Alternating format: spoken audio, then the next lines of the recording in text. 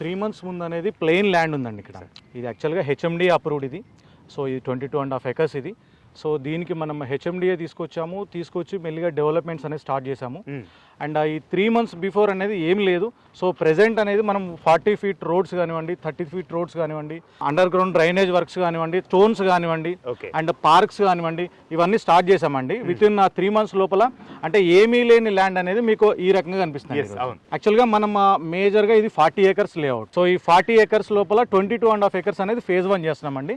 దానికి సంబంధించిన compound wall కానివ్వండి, తర్వాత పార్క్స్ కానివ్వండి, అండ్ మేజర్ గా ఓవర్ హెడ్ ట్యాంక్ కానివ్వండి, అండ్ సీసీ రోడ్లు కానివ్వండి, అండ్ మన ఎలక్ట్రికల్ పోల్స్ కానివ్వండి, ఇవి మేజర్ గా పెండింగ్ ఉన్నాయండి.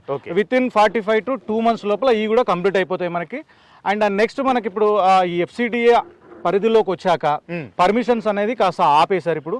అండ్ నెక్స్ట్ 17.5 acres కూడా మనం రెడీగా, అంటే ఎప్పుడైతే వాళ్ళు ఓపెన్ చేస్తారో ఓపెన్ చేయగానే నెక్స్ట్ మనం పర్మిషన్స్ కు రెడీగా ఉన్నాం. ఫేజ్ 2 ప్రాజెక్ట్ ఎఫ్సిడిఏ పరిధిలోకి వచ్చింది. ఎఫ్సిడిఏ తీసుకుంటే ఇంకా మనకి హెచ్ఎండి అనేది అక్కడ ఉండదు. యాక్చువల్ గా మనకు ఫ్యూచర్ సిటీ ఏదైతే ఉందో అది యాక్చువల్ గా 30,000 acres అని మనం ముందుగా మాట్లాడుకున్నాం.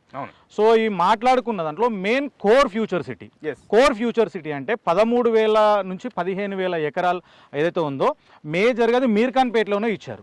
సో కోర్ ఫ్యూచర్ సిటీలో ఇన్వెస్ట్ చేస్తే, మీర్ఖాన్పేటలో ఇన్వెస్ట్ చేస్తే మీకు ఎక్కువ లాభాలు రావడానికి ఛాన్స్ ఉంటుంది.